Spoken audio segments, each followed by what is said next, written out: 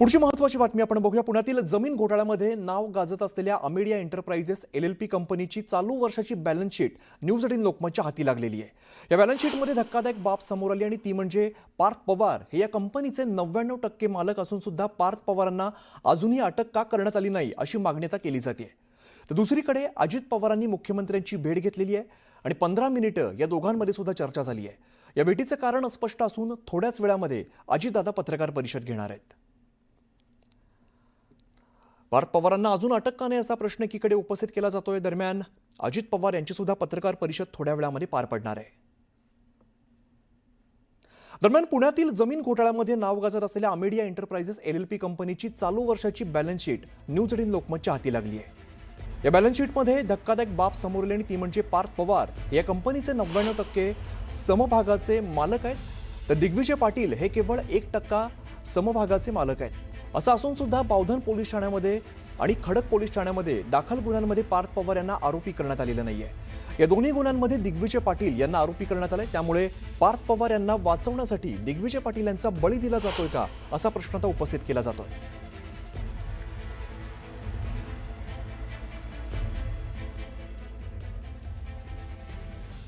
यातलीच एक महत्त्वाची अपडेट म्हणजे पार्थ पवारांवरती गुन्हा दाखल होण्याची शक्यता अशी सूत्रांकडून माहिती येते।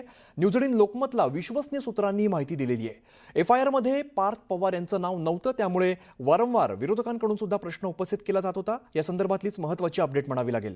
पार्थ पवार यांच्यावरती गुन्हा दाखल होण्याची शक्यता असल्याची माहिती सूत्रांकडून येते। न्यूज 18 लोकमतला विश्वसनीय सूत्रांची अशा पद्धतीची माहिती मिळते। न्यूज 18 लोकमतला विश्वसनीय सूत्रांची माहिती समोर येते आहे। न्यूज 18 पार्थ पवार यांच्यावरती गुन्हा दाखल होण्याची सूत्रांची माहिती आहे। FIR मध्ये पार्थ पवार यांचं नाव नव्हतं, त्यामुळे वारंवार हा प्रश्न उपस्थित केला जात होता। पार्थ पवार यांना वाचवण्याचा प्रयत्न केला जातोय का असा सवाल सुद्धा उपस्थित केला जात होता।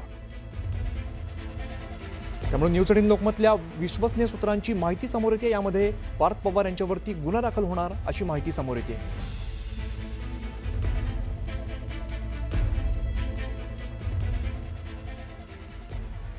हे सगळं नेमकं प्रकरण काय आपण एकदा समजून घेऊया।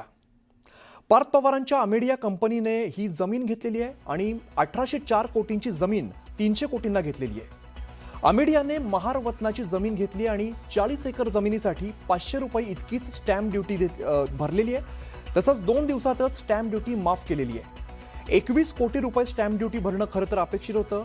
नियम वाकवत जमीन खरेदी केल्याचा आरोप अमेडिया कंपनीचं आरोप तसा करण्यात येतो आणि अमेडिया कंपनीचं भांडवल खरं तर 1 लाख रुपये इतकं आहे आणि अमेडिया IT पार्क उभारणार आहे, डेटा सेंटर उभारणार अशा पद्धतीचं सांगितलं जात होतं।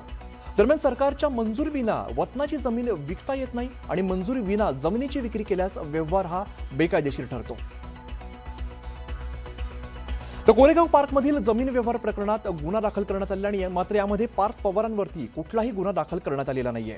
खरेदीदार कंपनीचे 99% मालक असलेल्या पार्थ पवारांवरती गुन्हा का नाही असा सवाल उपस्थित केला जातोय। 2018 मध्ये सरकारी जमिनीवरती इतर हक्कात नाव चढवणारे महसूल अधिकारी यांच्यावर सुद्धा कुठलाच गुन्हा दाखल झालेला नाहीये।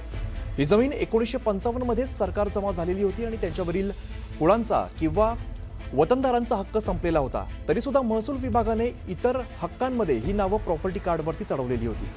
कुणाच्या दबावाने असा सवाल सध्या विचारला जातोय आणि इतकंच नाही तर 1988 मध्येच तत्कालीन राज्य सरकारने ही जमीन बॉटनिकल सर्व्हे ऑफ इंडियाला 50 वर्षांच्या भाडे कराराने दिलेली आहे। हा करार सन 2038 पर्यंत कायम आहे, त्यामुळे ही जमीन सरकारच्या मालकीची आहे।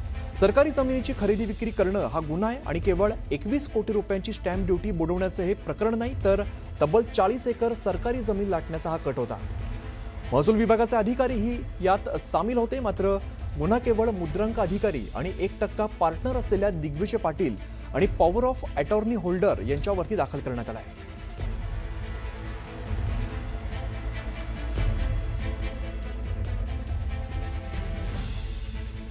आता या सगळ्या प्रकरणामध्ये आपण बघूया की वतनाची जमीन नेमकी खरेदी करता येते का। तर वतनाची जमीन खरेदी विक्रीवरती निर्बंध आहेत। याच पद्धतीने व्यवहारासाठी जिल्हाधिकाऱ्यांची परवानगी असणं अतिशय आवश्यक आहे। पुढचा महत्त्वाचा मुद्दा असा आहे की 40 एकर क्षेत्रासाठी व्यवहारासाठी मंत्रालयामधून परवानगी असणं आवश्यक आहे। चौथा महत्त्वाचा मुद्दा असा आहे की सरकारच्या परवानगीशिवाय केलेला व्यवहार हा अवैध ठरतो। पुढचा मुद्दा असा यातला की वतनाची जमीन विक्री आणि हस्तांतरणासाठी विशिष्ट रक्कम नजराणा भरावा लागतो।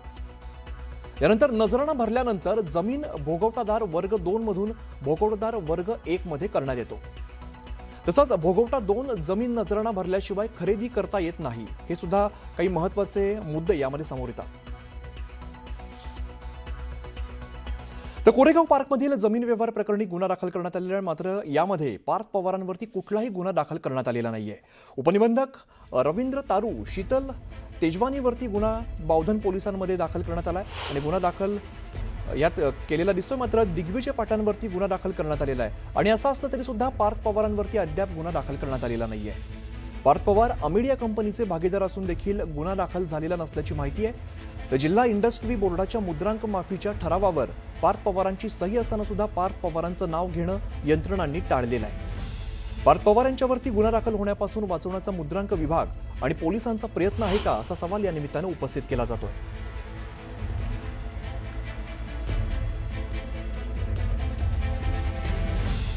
खरं तर अनेक मुद्दे यावेळेला उपस्थित केले जात आहेत। पुण्यातील जमीन गैरव्यवहार प्रकरणातून हे सगळे मुद्दे उपस्थित होत आहेत। बँक घोटाळा प्रकरणात आरोपी शीतलला अटकपूर्व जामीन मंजूर झालाय, मात्र शीतल आणि सागर सूर्यवंशी अनेक प्रकरणात आरोपी असल्याचं सुद्धा दिसतंय।